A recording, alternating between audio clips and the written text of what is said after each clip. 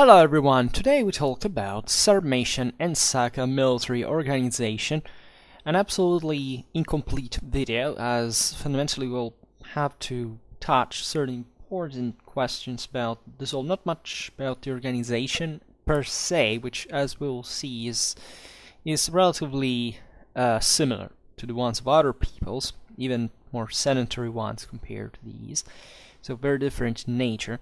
Not just in terms of warfare, but politically and socially. But because of a bit of the problem we have, and we'll partly touch today in characterizing the various elements of these populations. Telling the truth, today we will talk more about the Sarmatians and not the broader Saka world, right? That this was a very broad term used to, in fact, define a very broad set of populations that stretched fundamentally across the Eurasian steppes, bordering from the Roman to the Chinese empires, by which they were seemingly also importantly stimulated in the modifying their own warfare, which is, however, possibly one of the most debated things. These were nomadic populations, therefore living at the fringes of the sedentary empires, the great sedentary ecumenic empires that, however, had important intersection here. We made, I think, a video on Scythian warfare, where we fundamentally described the main characteristics of these populations. The Scythians fundamentally came before. Sarmatians were this next wave coming from the east that eventually would knock out the Scythian remains, let's say, and the pattern in these population dynamics, as we've seen also recently with, at a different time, not much of in terms of space, but with the August Turks, right? All the permanent instability in a certain sense, at least on the long run, of the steppes empires, and the fact that a wave of conquerors arrives and creates the big empire, but then it kind of sedentarizes, weakens politically. New wave arrives from always from the core land of the steppes and creates another empire, and so on and so on. It's literally the history of these waves over waves that actually existed even in the sedentary world. I mean, look at the same Europe. Let's differentiate it in this sense, but the Celtic or the Germanic migrations, but in general also the Caucasians before, right? All the Indo-European peoples that, this is, on Schwerpunkt, we are expanding a bit on this. I mean, on the realization that as Europeans we have always lived at the outskirts of a steppe from which literally most of what our also, mindset, culture, and in general, inputs, coping with this traumatic events, right? And they weren't easy, have structured us next to the broader Mediterranean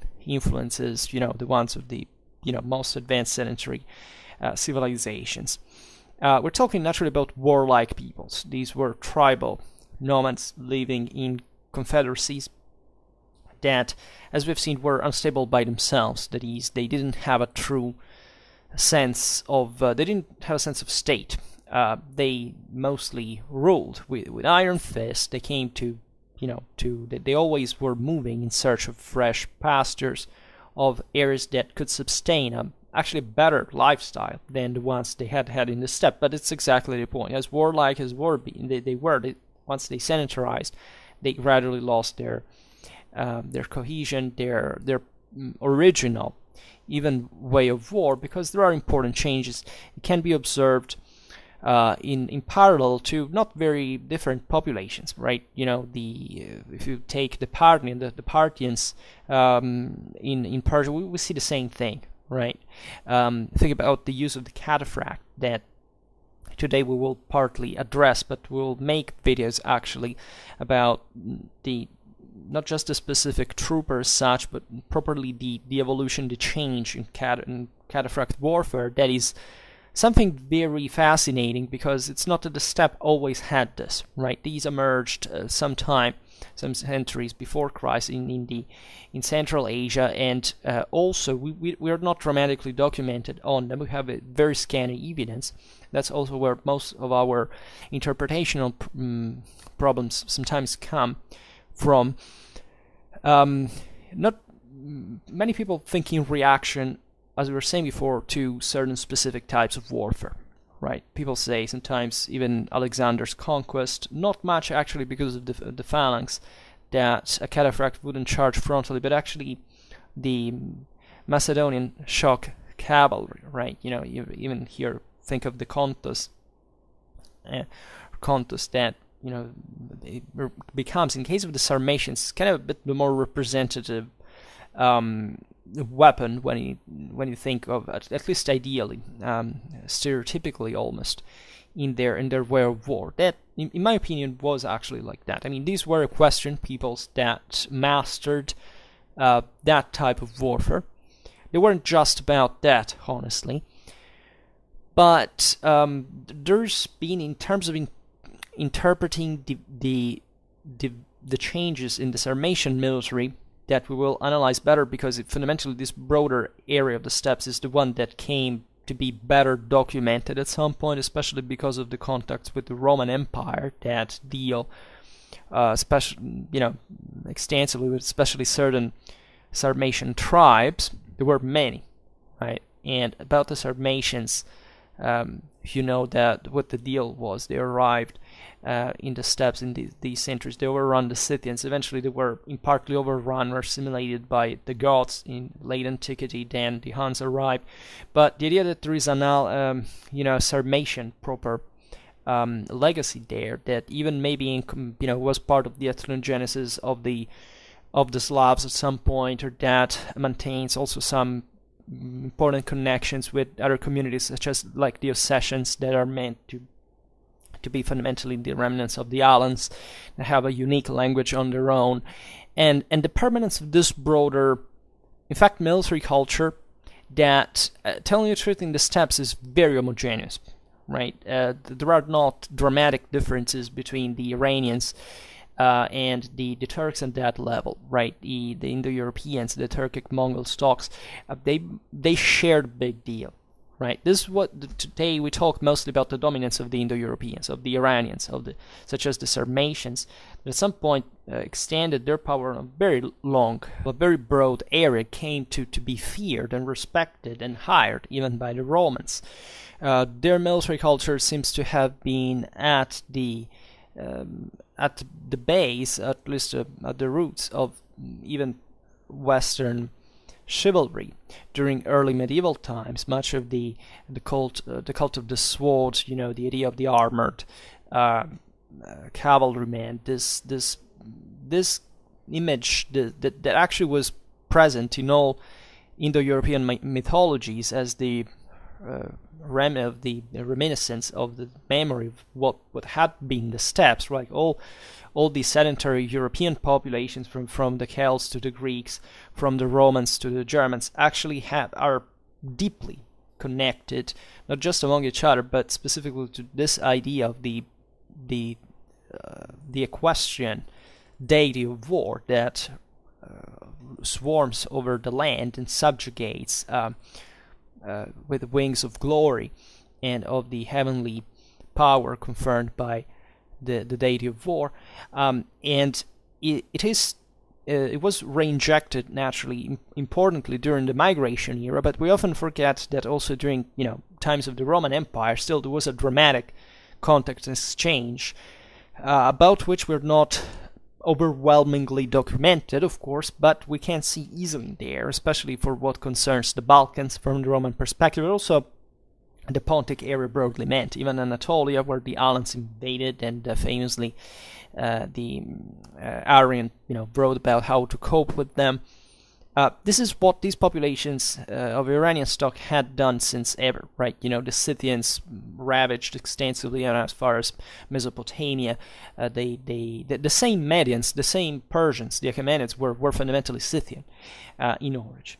And even the difference between the Scythians and the Sarmatians is a bit stereotypical, right? It's part of, in my opinion, understanding surely that sequence of waves we were talking about before, but also it differentiates itself through this gradual changes also in military technology that sometimes are overrated, in the sense that it's debatable how much displayed actually in the same movements of the steppes. I mean, it was the broader movements of peoples for whichever reasons they brought to, the loading in strength of some to subdue others, not because they had particular, type of armor, tactic, or bow, etc. Those are things that do matter, but it seems to me that when we come especially to the differentiation of the various Sarmatian tribes, we, on the base of, anecdotes referred by classical sources, we tend to workamistically pick, say, okay, well, therefore that tribe was about that and fought like that. The tribe was about that other thing and fought in this different way. Actually, this is not true, right? There is no evidence of this.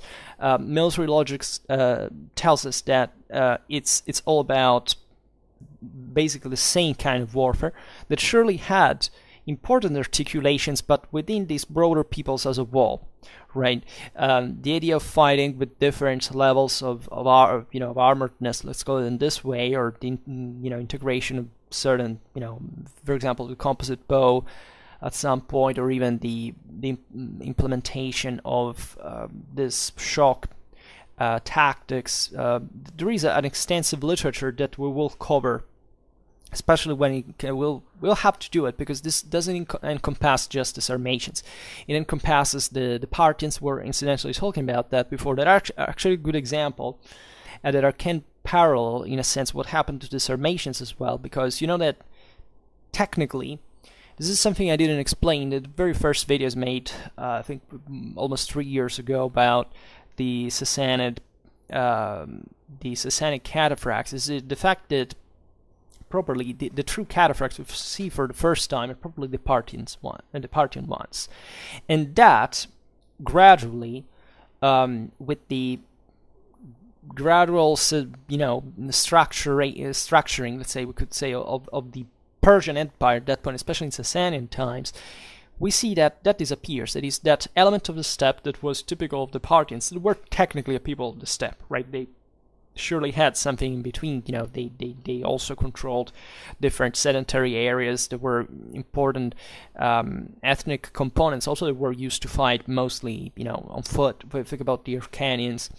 or all this, broad amount of medium infantries of the Iranian plateaus that actually had nothing to envy. It's in terms of equipment, especially in the Achaemenid times. So I don't know, the Italic infantryman, or other important types of footmen in the ancient world, and that, however, began to structure their society in an ever more centralized way, so that they lost that immediacy of whatever this push, this dramatic pressure also that these peoples received originally in the steppes, also ethnogenetically speaking, meaning that these populations, as with their names, with their identity, mostly come from the sake of war, right? The idea that of the methods of steel is that there is this constant instability for which these have to be warlike peoples. They have to fight all their life, right? When you sedentarize, things start going better. You see, in the Sasanian army, that actually the cataphract is not implemented, but in terms of armoredness, for example, actually that decreases. There is a gradual decrease, for example, level of armor towards the late antiquity, for reasons now we can't cover, but still there is the increase of a more feudal kind of mindset that arrived also from the relation that was established between the conquerors and the subjected populations in a sort of feudal sense, because the steppe properly, at least in the most nomadic areas, is not feudal, right? It's literally this whirlwind of peoples that clash one against each other, with this mostly segmentation of a strong armored elite with eventually swarms, sea tide of basically lightly, if not completely unarmored, horse archers, and you can measure the various political and social changes in these groups on the base of that. And it seems that as far as the Sarmatians are concerned, towards the end of their existence, at least as a free people, they had, yes, fundamentally sedentarized in a way that resembled more like a feudal society. Incidentally, in the moment in which the Sarmatians also were pushed west by the Huns, for example, and therefore were injected in Europe. I mean, it's famous, as we were saying before, the Arthurian legions seem to have spread from the Sarmatian auxiliaries that the Romans stationed in Britain. The sword in the rock is, this would be the Kurgan rites of burials of these Sarmatian knights that saw in the sword a deity and the alter ego of the same knight.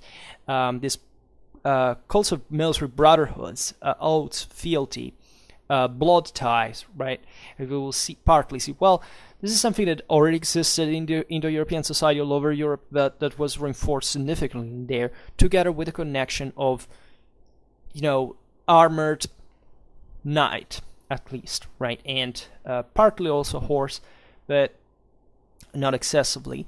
In fact, much of the debate that I understand happening on this basis, what was the actual degree of armoredness of the Sarmatians, Sarmatian cavalries? And in my opinion, the problem has been overly emphasized, right? We know what the Steppe peoples were mostly about, right? The fact that we can see on the Trajan column this beautiful Sarmatian armored Sarmatian knights among the Roman auxilia that are some of the most iconic picture. This kind of almost fish scale type of armor, this flexibility, this mastery of horses, the contest charge double hand, with this dramatic impact for which we don't even know how they coped, because probably they had a very complex system of straps and to keep literally physically the knight on horse, because they didn't use stirrups at the time, and therefore they had they charged naturally. Yes, they didn't have properly horseshoeing. They had something like the hippo sandals, so they charged actually with less capacity than the later 12th, 13th century medieval knights, but they surely charged as hell, and they were some of the most devastating, if not the most devastating actually, cavalries in the ancient world. And they're similar ones you could be found in Persia and other in Central Asia. And the question has been, we have, however, an important amount of evidence we'll partially cover here, also of lighter equipment connected to the contest tactic. And this is also normal, because technically, even if you look at, think about the Thessalian cavalry. Those were half shock chargers at some point. They weren't dramatically heavy, but a part of them actually was because that wasn't. We actually even made a video about the Thessalian cavalry, show how they could be as well armored as the Macedonian companions at some point. But of course, this was just about the segmentation of social segmentation of their background, right? But yes, there were lots of cavalries in the ancient world that charged with this very long spears, and it have a very few armor. And the point is, of course, that this increases mobility, speed, and there is nothing strange whatsoever.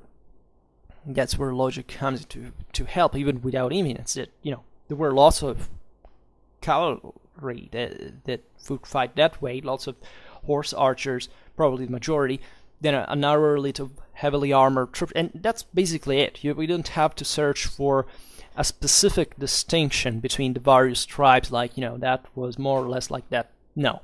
We can do this maybe when we realize that, when the Sarmatians overran the Scythians, for example, yes, we can stereotypically trace this boundary, but on average, not because it's categorical in any way, of the Scythians being fundamentally lighter, to have adapted also to local warfare, more sedentarized peoples in the that would be Eastern Europe, but towards the let's say their own west, from their own perspective, that didn't have much of horse archery, at least as they had them, that they were more about infantry, so that also the ranged capability were different. The Scythians would adapt to that, right? Mostly javeliners, not much as they would still be very good horse archers, but apparently less than these other peoples coming from the steppes, where instead that was kind of the normality, right? But we're talking about peoples that had sedentarized since, or better, that had settled actually at that point from centuries, and that therefore that their society had changed, and a lot had changed in general for them. So they would be somewhat different from their eastern neighbors that instead seemed to have arrived as the Sarmatians with a more functionalized type of shock and missile and shock charge tactics that were a bit the standard in the steppes, as they had been more, in fact, back in the day for the same Scythians. So it's really that shaded, and to find scientific differences in there is a waste of time, right? We can, of course, deepen into that and make hypotheses, but never distinguish categorically in the aforementioned terms. So speaking of the military, these are all problems that pertain, as you understand, mostly to tactics, even to equipment. There is an important,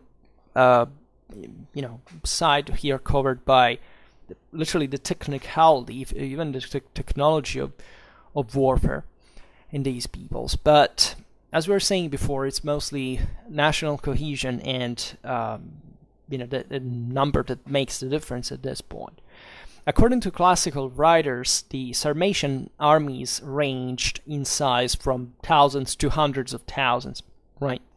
Of course, the latter figure is ridiculous. Armies of that size did not exist historically at the time. They were impossible to control. And throughout history, these, of course, there was the idea, of course, from the classical perspective, that these populations were something monstrous that went against the logic, the actual civilization. This is how the Greeks also looked at these peoples that they were in contact with, actually, in the Pontic area, and that they were fascinated by. They also exported. There was all an important weapon and armor market gravitating around the Emporia in today's Crimea and Tanais, and these areas would be settled, that were settled actually by these populations. But also the history of the Amazons, that surely, yes, there were women warriors in these contexts that, however, must be read with the due care, with the understanding of their role in society, and that looked like the world upside down from an Hellenic perspective. So it was the idea also from the sources to say, okay, these guys were enormous. They were hordes of barbarians at the gates that this enormous space is coming from. Also in a mythological perspective, if you want, so much that the Amazon is to be found there as well. Conceptually, it's possible that these peoples would also spread and boast their demographic power, that mostly is to be understood here really as possibly the most important thing for them, right? Because the political instability meant that, of course, the more people you could bring under your command, and given the substantial symmetry, the approximate symmetry in their warfare, that would make the difference. So there was ancient historiographers were interested in assessing the quantity, the demographic capacities of these peoples, and they heard surely about these wars, about which they didn't know themselves more than much, because also geographically they didn't go much beyond the Mediterranean in this area. Just think that the Romans ignored the existence of Russia, even though it was plenty of Roman manufactures to be found up to the Ural Mountains. They also the Romans that had for this longer time this Mediterranean and European empire were more careful about the movements of these peoples in a more kind of scientific way, their contact, as we were saying, with them, and even the hybridation of their military is an overlooked aspect for sure. So it's possible these people would exaggerate their strength to inspire fear as well for ideological propagandistic times. Consider that the Scythians had defeated the Achaemenids, right? They had repelled aborted the Achaemenid invasion of Scythia, right? Back in the day, we made a video about this. Of course, armies were much smaller altogether. Not just because properly they lacked the logistical means to field troops, armies that could surpass some tens of thousands of horsemen, but properly because they didn't have so many troops under a single command, right? Even the bonds within the same confederacy, the same tribes were, as we've seen, there was no state. They were looser than they seemed. Everything was very fluid. And also, we have to realize that these peoples consider themselves peoples in arms because they were fundamentally like that, which means that there was a potential of all these people knowing surely how to fight, but not necessarily having the resources altogether to fight altogether. So, of course, just a part of that was an important cost, right? The steppe wasn't dramatically productive, as you understand. So also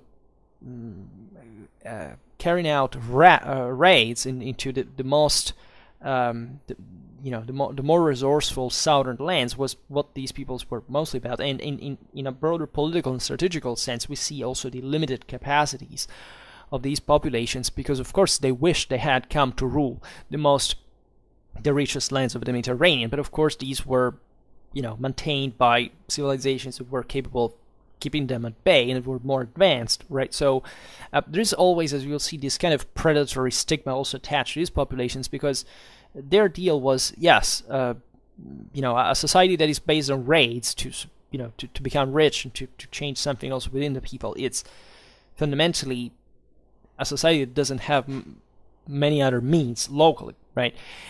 So that's what they are forced in practice to do. So each Sarmatian people had its own king, right, in very broad terms, who here led the armed forces of his nation, or also this ethnic Sarmatian contingents in foreign armies, such as the one of the Romans of the Bosphorus. It was a Bosphorian kingdom stretching over today's Crimea, the Azov Sea, and the surroundings. There were very important emporia that had been Hellenized. We speak properly of a Sarmato-Hellenic culture in that case. Later on, also the Goths. By the way, today I didn't say that, but theoretically we are focused in the early Sarmatian times. We don't cover late antique part of it. Not even properly much of the early Roman imperial times. But this is just for the sake of reference. Sarmatians were employed in the Gothic armies, in Hunnic armies. We speak of also a Sarmato-Germanic reality. Many Sarmatians fled from the Huns, investing in Germany, many of the so-called Germanic populations we call approximately like this during the migration era were actually a mix of many peoples, surely with this kind of German ethnic core, let's say, but in terms of numbers, there was plenty of Sarmatians, right? This is evident just even in the in equipment, called material culture, zootechnic capabilities, etc. And ideally, through classical sources, it seems that every Sarmatian people had one king proper, but the problem is that we don't know much about Sarmatian kings in the first place. We don't have even rudimentary king lists compared to other peoples that eventually just came in the area after them. So it was probably a very fluid thing, as we were saying before. Surely see their names in Iranian forms, such as Aripharnes, king of the Sirakas, around 310 BC, Rasparagnus, king of the Roxolani in AD 180, Sangiban, king of a branch of the Alans in 450 AD. That's how scattered sometimes they are in time. And we also see some so-called free Sarmatians on the Danube in the mid-4th century, with number of sub-kings, right, with tribal chiefs with other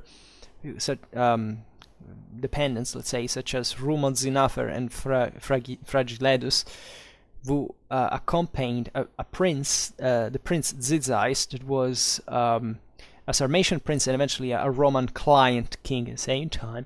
What is fascinating about the Sarmatians in here, among other things, today we won't make a history of the Sarmatians, but it's how far and deep they actually went.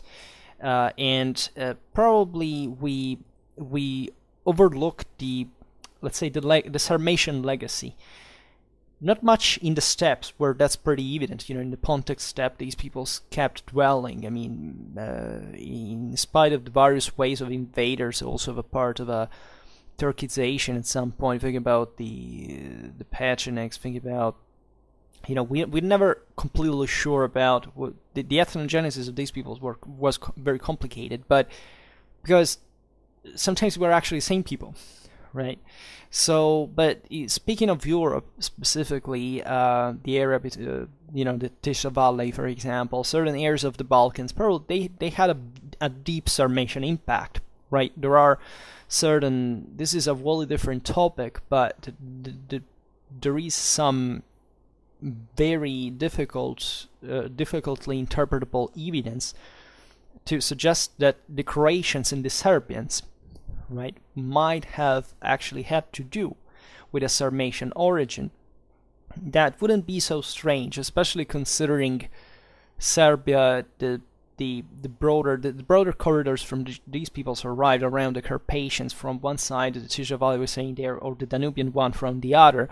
And the fact that surely these areas were much closer, even culture, we see in material culture with Russia rather than with the Western Slavs, for example. The Croatians less, of course, but there is surely a ponted element also in the Balkans that it must have come from somewhere, that it's not just the further waves of peoples that sometimes came from very far away, but we're talking about specific, quite strongly, Indo-European, fair kind of, yes, Iranic looking elements that must have come somewhere. Where were these people? So where did they go? Right, the Sarmatians were so many. They surely left an important trace, not just in places like the Ukraine or Russia or the Caucasus and so on, but specifically in also much western than we think, because the Sarmatians launched these raids constantly. They harassed the Roman frontier, Roman Dacia, the Danube, as we have seen, and were kind of a problem. And we know that some groups of them actually lived on. We were talking about the Battle of Nedao some time ago, but there are still the Alans there, right? Some settled as far as Spain or Gaul, right? So the Sarmatian auxiliaries in Britain, as we were mentioning before, so they also among the Goths, the Longobards, we think there were lots of them. So it's literally something that arrives to encompass all Europe for the eventual migrations that these peoples, that brought these peoples to eventually settle in other lands. Now, when we look at these kings, as we call them, right, we have always to be very careful about calling someone a king, because we have mostly this idea of kingship deriving from not even medieval, but kind of modern age, right? And it's kind of a deep institutionalized way. By a king, a rex, or as you could find in a Latin source all the time, is something very different from that, right? It's a kind of a more sacral political leadership than that there were different reges, right, all time, and these were peoples that kind of treasured their own independence, even within themselves. That is, they were extremely suspicious about these various clans or tribes at some point to take over, because of course they wanted to maintain their autonomy and their business, that was naturally also about extensively, slavery fundamentally, because that's what all the raiding and the subjugation was about. Now, of course, there was, as we've seen, in sedentarization, some agricultural orientation, right? These peoples at some point settled down and they rule from hill forts, these extensive agricultural lands. Think about very fertile areas such as today's the Ukraine, also around the Caucasus. Well, we have evidence of this also from a military point of view, because in here there is still the idea that these were ferocious conquerors, so the Indo-European, let's say invaders at some point, that when arrived in these more agricultural lands considered these conquered peoples as their subordinates, but at a deep level of difference, right? The idea of being a knight, a cavalryman, to fight on horse, to be a freeman, to bear arms, contained literally a sacral identity that was identified literally in a warrior caste, separated from the rest of the population. And this, telling the truth, increased over time. Because of that process that we were speaking of before, feudalization, that is to say, not just, you are the conqueror arrived from the steppe that can arrive or go back at some point. No, now they had taken a territorial route, and just like in other countries, but even think about the Celts, right, in Gaul, for example, the original tribal ethos of, the freemen had, on the eve of the Roman conquest, those were still Indo-European peoples, like, so the Romans, etc., experienced from this passage, let's say, from a freeman identity to an oligarchic nature, right? The Gauls had become fundamentally had created this new elite of troops that were sustained by this large agricultural populations. Some of them were the original Celtic freemen that had become fundamentally serfs of these magnates, right? So this happens also among the Sarmatians, probably also more, because the game in the steppes is also much more cruel but much more simple, right? It's literally based on this form of exploitation and of these major warlike peoples floating on the base of this major agricultural lands that somebody has to crop, right, fundamentally, and therefore developing this sense of servitude. And that was ranger. We know the Sarmatians at some point sold even certain, we'll see it later, certain of these local peasants as tributes, for example, to the Romans as slaves. I mean, these were their own peoples, not even enemy slaves captured in battle somewhere, right? So they had plenty of them.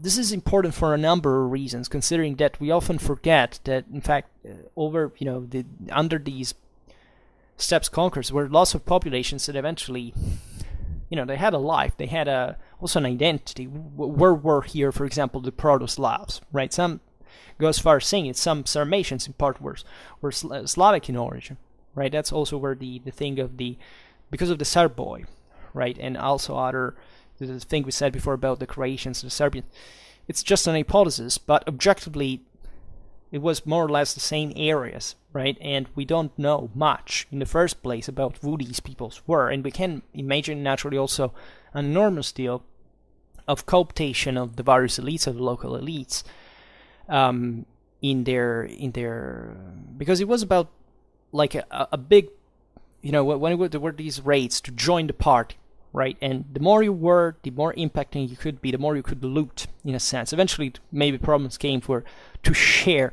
back home, to distribute the loot. But the concept is that there was a great openness, right, to whoever could bring more actually organized force, though, which is something that if you're a peasant that works the land, doesn't even own a horse, you can't do if you don't have a large clientele, if you don't have guys that can move in distances of hundreds or thousands of kilometers to raid and to remain in that lifestyle for a prolonged time of raiding of proper military capacities. This is what sedentary populations usually do not do, right? Unless they have a state that projects them somewhere else, but not as raiders, but with more success actually to as conquerors to actually seize new land and maintain it and control it, also keeping these other populations out, right? And as we were saying before, being a steppe people at the margins of big sedentary empires is not such a great experience at the end of the day. What you would like is constantly to seize the big empire. That's not how eventually it happened. So, and even when there is an integration of these elements, it's always the dilution in the local populace at the end of the day. So wherever there is the steppe, there are the conditions to prevent a further, development on the long run in these eras, right? In spite they existed, but the core type of lifestyle essentially remained the same. So we know that, of course, there was a broader net of relations. Tacitus says that the Jazyges, they were a Sarmatian tribe, naturally commanded at some point their dependents to come and fight for them. The usual, yes, there was a sort of overlordship in terms of political balance. It was normally a tribe, a people that superseded the others and usually grew maybe more, if we can distinguish the different degree of armoredness. Yes, let's say that the ruling elite, the ruling peoples were tendentially richer and therefore better kept, while the subject ones mostly provided this throwaway horse archers that could be sent there in the thousands, that they weren't actually very useful, especially against sedentary fortifications and so on, so that they were mostly just for looting in open areas that, of course, most even sedentary countryside, agricultural areas would be about, but not being this dramatic power, right? We don't have to exaggerate the powers of these peoples, because a warlike lifestyle is exactly the declaration that you can't do anything better, right? And that's still a risky and warring way of leading at the end of the day. Ideally, as we were saying before, at the moments of the migrations from the steppes, from the core lands of the steppes, most nomadic areas, all freemen were to bear arms and serving as when required, right? From the 4th century BC, instead, we start finding the evidence of that warrior case we were speaking of before among at least some Sarmatian tribes, centered specifically on tribal leaders and aristocrats. Society was maintained together as in our warrior ones, with these bonds and oaths of friendship and loyalty, sworn on the sword and sealed by drinking drops of each other's blood mixed with wine, which has a deep sacral value and literally is symbolizing the connection with the divine, and also the interrelation of all these people that became one, became old brothers in arms, and therefore they were supposed to die for each other.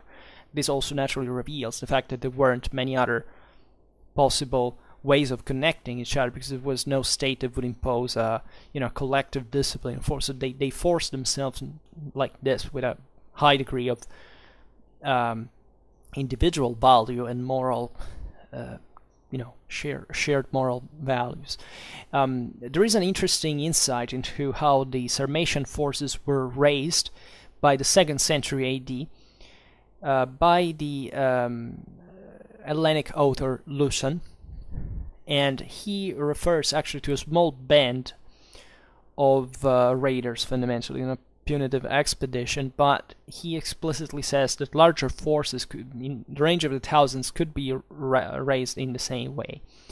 And it goes like this, quote, "When a man who has been wronged by another wishes to avenge himself but sees that by himself he is not strong enough, he sacrifices a bull cuts up and cooks the meat, spreads the hide out on the ground, and sits on it with his hands held behind his back like a man bound by the elbows.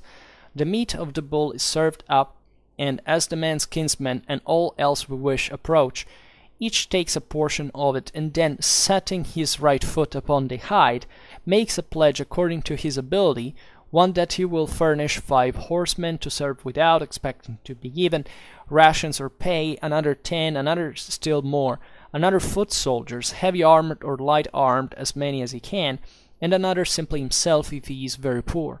So a very large force is sometimes raised on the hide, and such an army is especially dependable as regards holding together and very hard for the enemy to conquer. So this is fascinating because obviously here there is a sacrifice done to the gods to come, to be witness of their of what the injustice that these freemen had suffered, and that and asking therefore the community to participate in this divine expedition in a sense. And here there is the explicit reference of these different bands that would join fundamentally, not just of horsemen as we've seen, but of infantrymen of different degree of armoredness, and this is actually a similar structure to other tribal people's armies, right? This could still be seen in the Middle Ages or even in the contemporary Germanic or Celtic systems. So in tribal societies it functions basically all the same. It's just that these are nomads, and naturally this shows also the idea of the party that we were saying before. The more they join, the better they can hope for plunder. The Romans stressed this aspect of the Sarmatians. I mean, the fact that they were a disorderly rabble, actually, out only for plunder. Ammianus says, these tribes are more suited for predatory incursions than for regular warfare. Or same author says, the Sarmatians, a tribe most accomplished in brigandage. Strabo saying something, let's say, nicer about the Roxolani, at least stating that they're warriors rather than brigands, but often provoked wars a way of exacting tribute.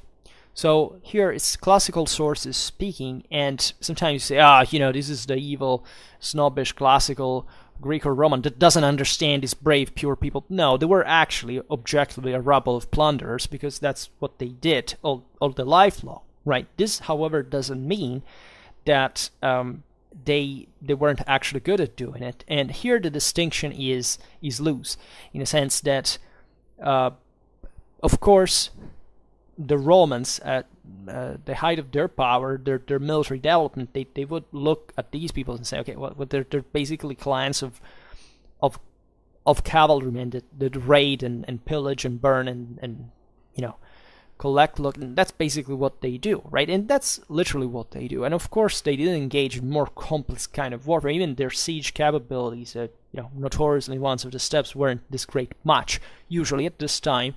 In later times things would change, but fundamentally these peoples were known as such, and they would also serve as mercenaries, right? With this looser bonds that they could they were sometimes also quite treacherous, right? Sarmatian contingents are found in employ of the Bosporan and Pontic kingdoms, right? You would find Sarmatian horsemen to hire in places like Asia Minor, the Caucasus, on a regular basis, right? Tacitus notes that during a succession war in Parthia in the 30s of the 1st century AD, the Sarmatian chiefs, quote, as is the national custom, accepted gifts from and enlisted on both sides, which is also completely normal. Like all mercenaries do this, right? They find the best offer, but that is not just such because of the money they can provide, but literally for his current political and military situation. That is, you tend to side the one that is going to win at some point, or at least that can pay you at the moment and maybe you can abandon later. and they were surely attracted by loot, right? They were spurred sometimes to say, look at how many enemies you have to fight. That, yes, increases the risk, but also the potential loot that you can derive from them, right? And this Roman stereotype of the Sarmatians as undisciplined raiders continues well into the late antiquity. When, however, the Sarmatians seem to have increased also their, their military, at least their tactical capacity. And here we would speak of that aspect of the armored lancer, of the contest, all these elements that point to the direction of professionalism as far as we understand, and therefore the development of those kind of overruling classes, right? We didn't mention the Gauls by chance before, because this is exactly what happened in, towards the late in pre-Roman times. There started being these classes of literal military professionals, while they were elite, right? But the whole mass of freemen now being reduced to servitude, which generally speaking doesn't even shows a great level of advancement, militarily speaking. I mean, in that case, the Gauls were, for example, being overrun by the Germans that didn't have much of that professionalism, but they were all peoples, because they were more cohesive. And this is, in fact, the moment in which eventually the Sarmatians will also start crumbling under the pressure of other peoples. But this doesn't mean that they couldn't provide these elite troops that surely, as we've seen, had an important legacy and impact even in medieval European medieval warfare. And even the burial mounds that we find, the kurgans scattered across places like from the Ukrainian steppe to the Caucasus and so on, reveal us surely, especially from the 2nd century AD, the increase of this warrior, the better definition of this properly warrior class, right? So we have naturally to distinguish what is the internal segmentation of the freemen and the relation with the rest of the agricultural populace, which is two very different things. Speaking of military organization, we can speak. We said numbers were varying between the thousands, the tens of thousands more, in largest armies. We get the impression that, of course, there were these different roles in the Sarmatian armies, covered by essentially the armored elite, the heavily armored elite that sometimes included even a cataphracted horse. Then lancers that could overlap with this first specialty, or could be lighter troops. We know the Romans actually met sometimes with them, and they point out that coming to grips with, when they were unhorsed, they had lighter armor. They could be killed by the legionnaires. Let's remember that the Romans knew how to cope with these peoples, not just because they fought against them, but also against the Parthians. As we've seen, they basically came from the same background, same stock. And then there were horse archers, of course.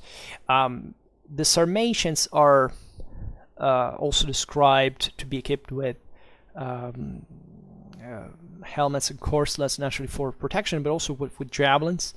We can think of lassos, other forms of, of this sense, also physical bravery, very, close combat was typical, especially of the elites that were meant to fight, as armored men, one against the other, close range to kill each other, but also was very praised in broader terms, also not just this times in the steppe, the idea of attacking an unarmored opponent, or better, to attack an armored opponent while you were unarmored is considered the greatest kind of bravery. They would knot their horse tails for avoiding the enemies grabbing them, pulling them. There was this extreme also physicality. Think of what it means just to sustain a cavalry charge, or to spend all this time on horseback on a regular base, and games, right? These people's exercised constantly, even in, let's say, if there was anything like a peacetime, which for them probably didn't even make sense as a distinction because they were constantly at war, mentally speaking.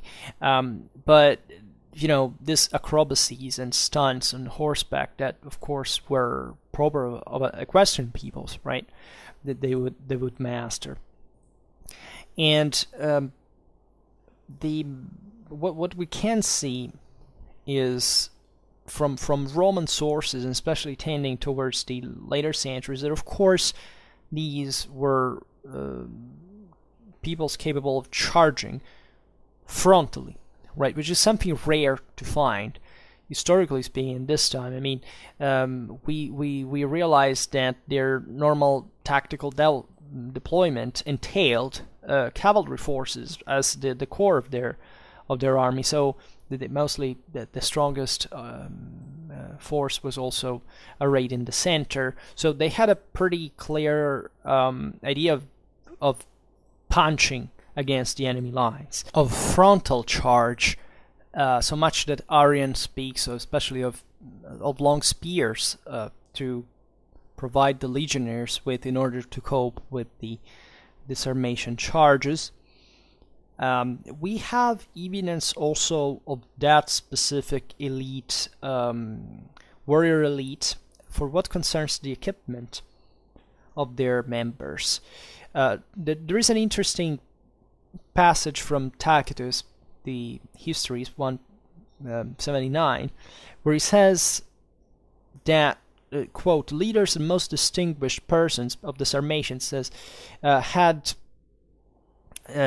difficulty regaining their feet here, because basically it's an episode where the Romans had caught the Roxolanian horsemen after they had looted, and they were burdened by the loot and the booty, and they were crossing a heavy terrain, and they were impeded by these factors, and the Romans catch them and exterminate them. And says, had difficulty regaining their feet, they could make no use of their lances or their swords, literally the gladi, right? It says, which being of an excessive length, praelongos, they wield with both hands.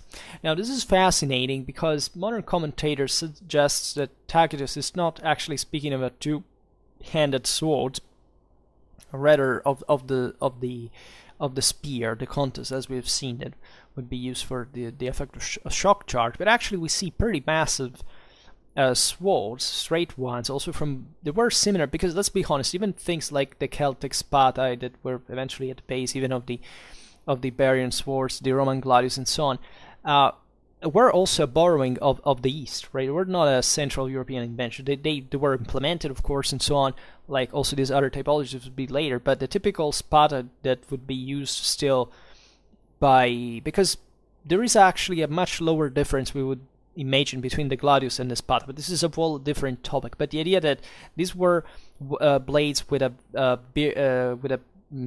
center of gravity very much shifted towards the tip, that were ideal to deliver this blow from the top, typical cavalry weapon, right? As would be the typical, high medieval sword, right? For that specific use, is something you find is straight blades from Iranian peoples, from Sarmatians, from even the Parthians. They wouldn't have sabers; they would have straight swords with an important cutting capacity. Not only, by the way, this is complicated here, actually it's never simple to explain, but there were different types of swords. But let's say this is also something that the Europeans proper, say the Western branch of Indo-Europeans, had mutuated from steppes. Metallurgy was dramatically advanced, actually. There was here a wholly, a whole chapter that we'll have to dedicate to Iranian metallurgy, how the Sarmatians implemented this. This is deep, right? But they mastered this, and there was a deep sacral value in the metal, in the tectonic symbolism of it, together with the one of the horse of the blood, right? But also the Apollonian one that would bring all this to the sky. So swords were sacred, as we've seen. They were an alter ego of the warrior, hence their cult, and literally something you still find in the Chanson de Roland. So that's how deep these ideals were. Deeply they were rooted in the European culture at the time, and how they were revived also through the reinjection of these horsemen in Western warfare. And so was Tacitus thinking that the Sarmatians had a two-handed sword? Because technically in the West we don't know anything like this. We find something in India, but two-handed swords, surely they existed somewhere. I wouldn't be surprised if in some area of Central Europe or in Britain, where heroic warfare had maintained more strength. It would cost a lot. The technology at the time of creating a two-handed sword, the complexity of creating that blade and so on, were big, but they surely were, and even if it insignificant number, but it might have been that the Sarmatians would have used them, albeit, naturally we have to say that a two-handed sword cannot be used on horseback. Like a 1.5-handed sword, yes, you can do it, but two-handed sword, but this doesn't mean anything, because it's not that they fought only on horseback. In this case, they were, as we've seen, they were even dismounted. So it's obvious that this diversity can exist. Here, we don't know what Tacitus meant practically in Latin with that expression, but it's an idea, because if there was something like a two-handed sword, it's very likely that the Sarmatians knew something about it, considering that the metallurgic skills. And also Tacitus admits the exceptional nature of that specific Sarmatian defeat that happened in AD 69. Now 9,000 Roxolanians were killed. The Roxolani were one of the Sarmatian tribes in Roman Moesia. But for the rest, they were actually in normal conditions. He says, quote, "When they charge in squadrons, the turmai, hardly any battle line, Achaeus, can stand against them." Right? And Tacitus describes also the complete Sarmatian lancer panoply of scale armor, contus, and sword employed by horsemen who charge in order squadron.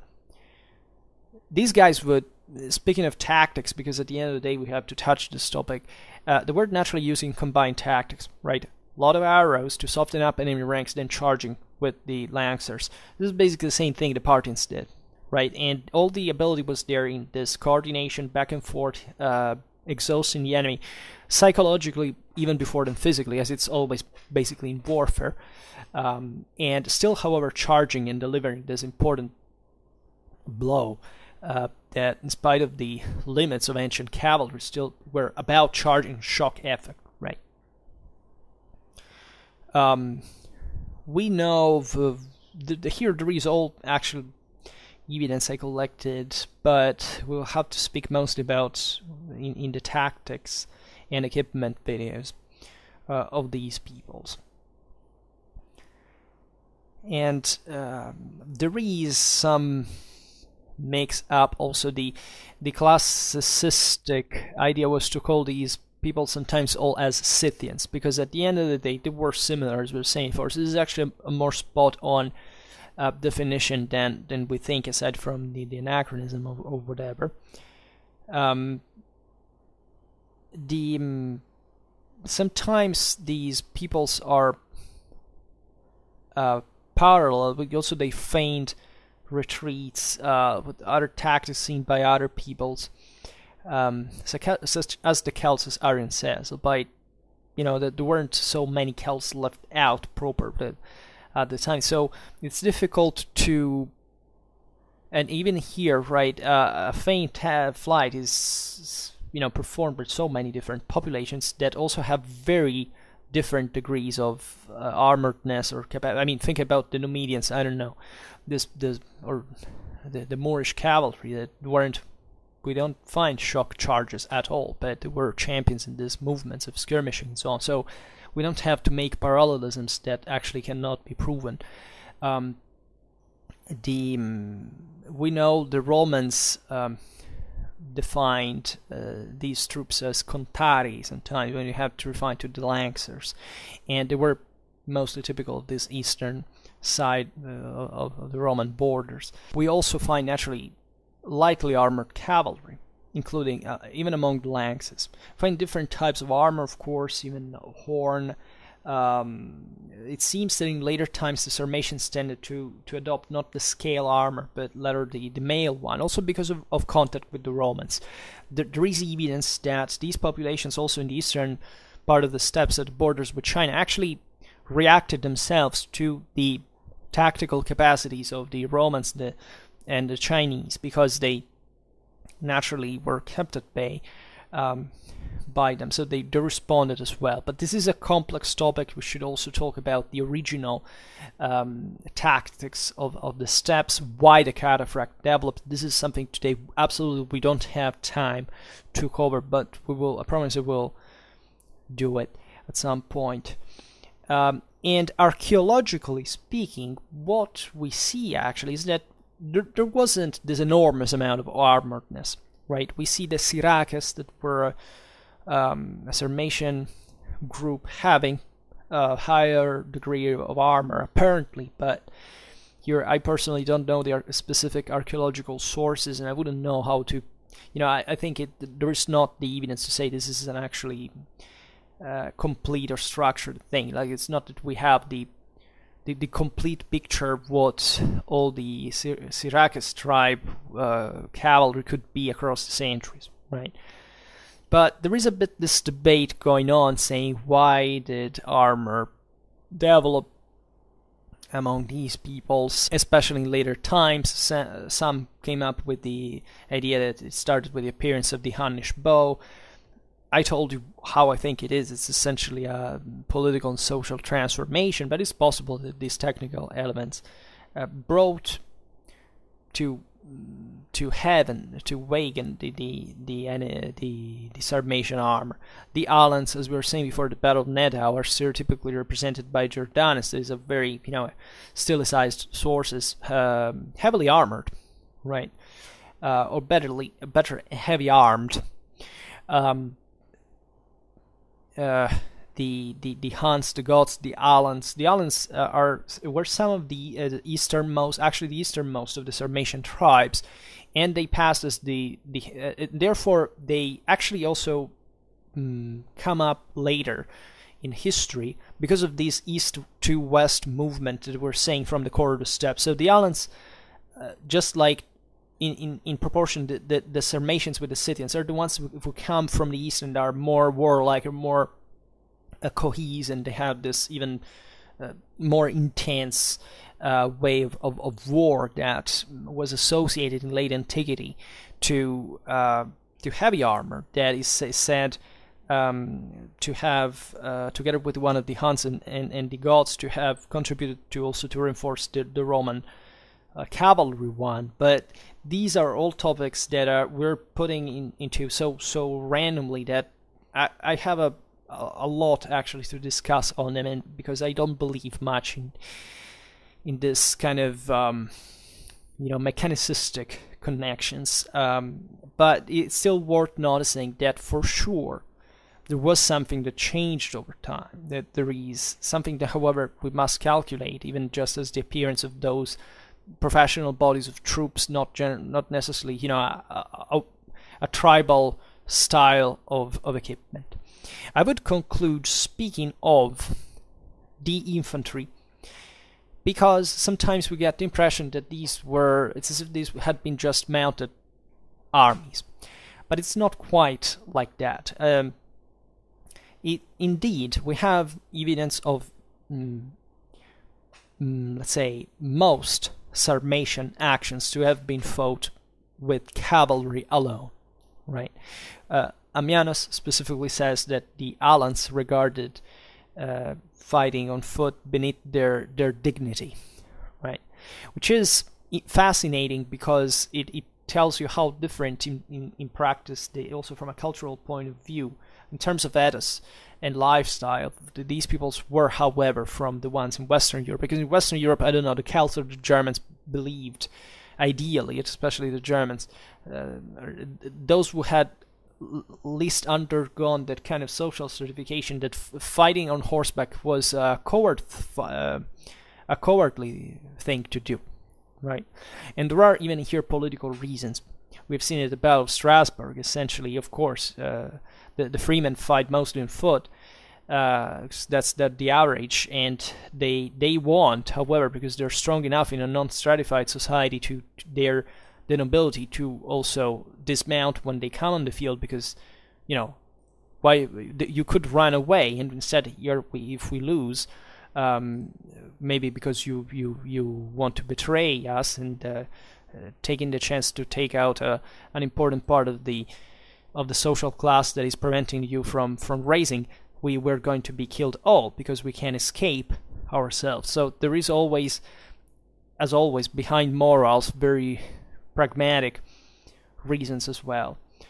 But here we are talking specifically about the Sarmatians, of peoples that lived on horseback, as we have seen, because the steppe couldn't make them live otherwise, right? It was a great prestige to fight like it, because everybody more or less fought like that and were obliged to fight. Even the last of these freemen would at least, if they didn't own a horse proper, which they did, because the people mostly moved on carts and on horseback, they knew, of course, how to ride pretty damn well. So there was nothing special in distinction, and it was mostly instead this emphasis perhaps exactly on armor and this individual professionalization that brought honor in that sense. And that's in fact also what the elite in the West during the Middle Ages would develop, right? No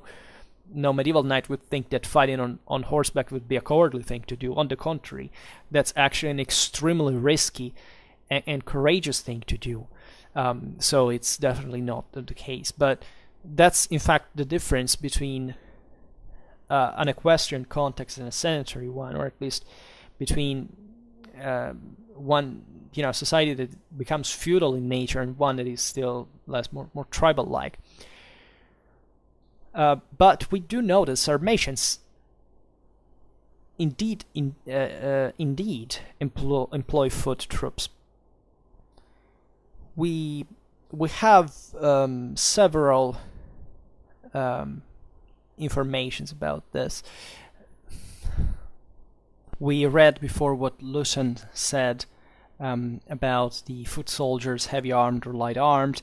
The same author indicates for a battle that was fought, let's say, several centuries before his time, 2nd century AD, that the Sarmatians had raided over the Don into Scythian territory with 10,000 horses and 3 times as many as foot, right? So definitely not a cavalry army, even though it's naturally a very high proportion, telling you the truth, right? When you think of any ancient or medieval context, you speak of in an army ratio, cavalry infantry 1-3, it's still considering that, especially such heavy number, the larger especially the army is, like 10,000 horse here. It may be a kind of random number here. The text is anachronistic. It's also poetic in nature, but this sounds more like retainers or other logists of some kind. Aids and so on, rather than actual a drilled infantry force. This force might also have not existed, but surely, as we have seen before, the Sarmatians had important relations with the subject populations. The indigenous tribes of the Black Sea coast were often called Georgi, that is, farmers, or agricultural Scythians, that were allowed to maintain their land, but in return for regular tribute, right? So it wasn't just an homogeneous territorial rule. There were various communities that kept living in a sedentary or semi-sedentary state that would support, as we've seen, with their agricultural resources, these elites. We find among them the Melts and the neighboring Sindhi that quote, according to the Argonauts of Valerius Flaccus, were driven by whips. That is, of course, this kind of servile, at least a metaphor for their servitude. Also in AD 49, Tacitus says the Syraces offered to hand over to the Romans 10,000 slaves. This is from the Annals. Probably native serfs, right? In return for sparing the town of Uspe.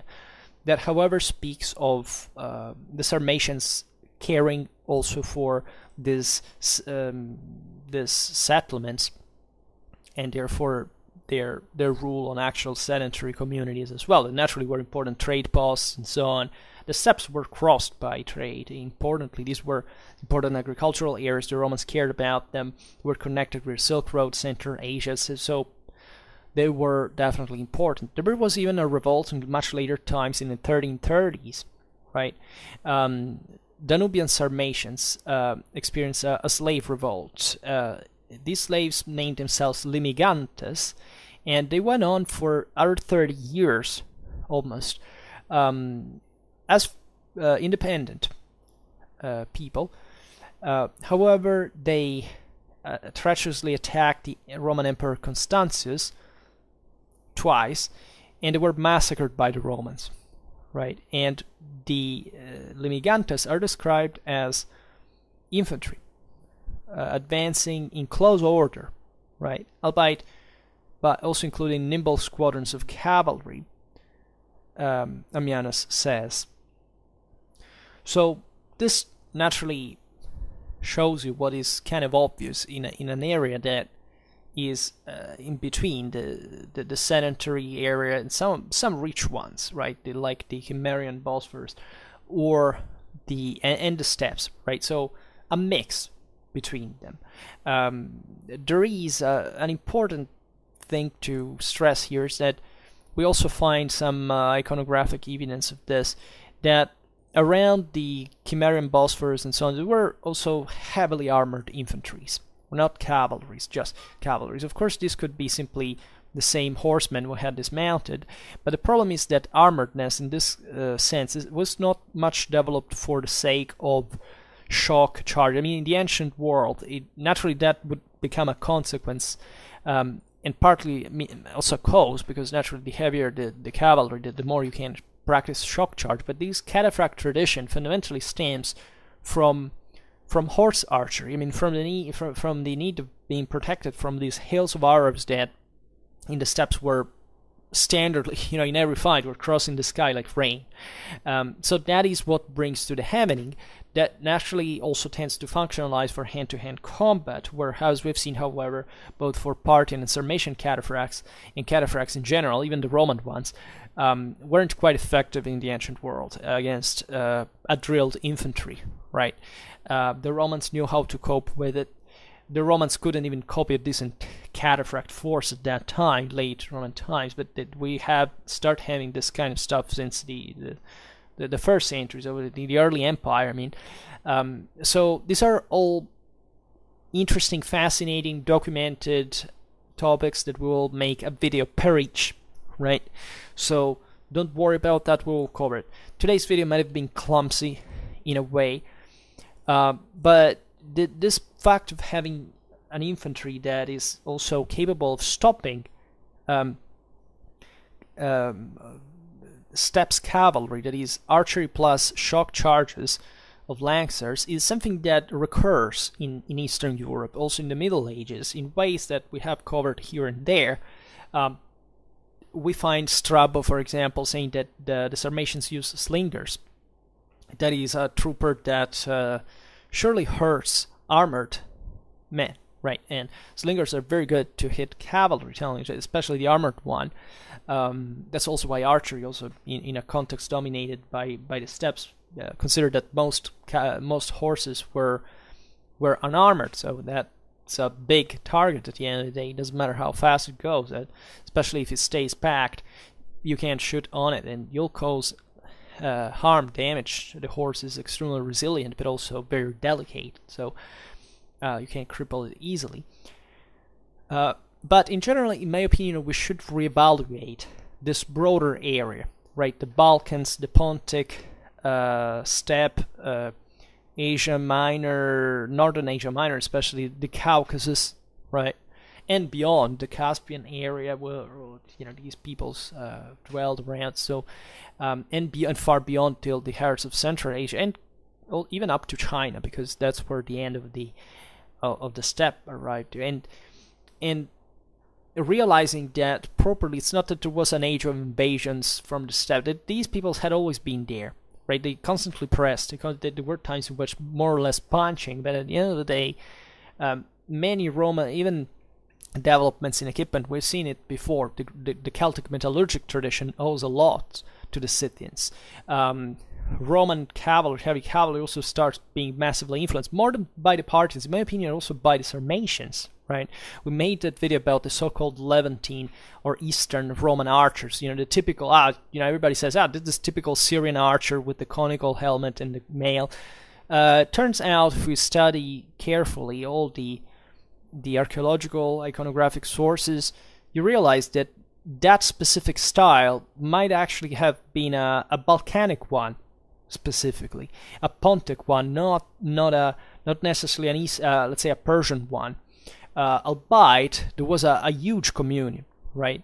This is true also in later times, medieval times. The areas like Russia, that they were massive, but even the Balkans were importantly influenced by the Middle East, and there was a lot of commonality. The Spangenhelm type is something you find across this broader area, coming also in Europe. So these are important centers, also spread of military technology, that we have overlooked, because you have to understand that being advanced technologically speaking doesn't necessarily mean to be more advanced overall as a civilization. This is what people often make a mistake to, because modern people are obsessed by technology and they don't understand that it was literally one of the least moving factors in the history of mankind. They say, that people invented that technology, so it was so advanced, and then maybe these were just a bunch of tribes that didn't even have achieved the levels of urbanization. And so people go nuts and start making conspiracy theories, believing that, the Romans destroyed the Celtic civilization and had built skyscrapers and made planes fly, right? Because they were the evil, terrible. But these people have never studied history of technology, but just history of economics, right? There are situations like that, and actually those civilizations were able to draw from these peoples and to not just integrate these technologies, but even implementing them. It's because they are already more advanced than them. They're at least at their level, and if they implement it, they're already more advanced. So never fall into the banal mistake of considering technology the driving factor in the history of civilization. If you do that, you're going to have very serious problems with history, but at a massive scale. And I presume that the peoples like the Sarmatians, the Steppes are some of the best examples of this, because they were dramatically advanced in things like metallurgy, but they didn't have much else in that regard, compared to others. But still, and why they worked? Because they had something else that went beyond technology. It was mostly political, demographic, social. It touched environmental there. And their relations with the sedentarized worlds as well, they are also overlooked in turn, right? The fact why these peoples also developed these technologies, what were they achieving, right? It's not that technologies are born over trees or you unlock them like in video games. That they serve to a specific purpose, and if a people that didn't even have cities implemented some of the most advanced panoplies of the time, you have to understand there, not just that they were a warrior people, a warlike society, but they were specifically using it for a reason. And surely peoples like the Romans or the Persians that knew perfectly well what this served to, because they had to contain the raids constantly of these populations for all their history, right? And also, it doesn't matter who comes in these lands, more or less they fight in the same way. They more or less, the steppe shows this feature of the elite, the heavily armored elite, the swarms of horse archers, this raiding character, strategical level. That's pretty much it. When you get that, you start understanding how the mechanism works, broadly meant, and you're even more capable of spotting the differences there, because you have a relatively homogeneous thing where some things, raises differently from the average. You can identify certain specific features there, so it's easier to motivate them in a way. But anyhow, this was perhaps my first video on the Sarmatians. We will have to do a lot about them, about the Saka as well, because they had dramatically important histories. They had all a stage in the development of cataphract warfare. There is a lot to talk about, really a lot to talk about. And sorry this video tells so few at the end of the day, but it's also meant to start as a base. Then eventually we'll dwell a bit more in the details and deepen them increasingly. So for now, I just hope that you enjoyed this video. If you did, please share it. Otherwise, leave a like or subscribe to my channel if you're interested in my upcoming content. And for now, I thank you heartily for listening to me. I wish you a nice time and see you next time.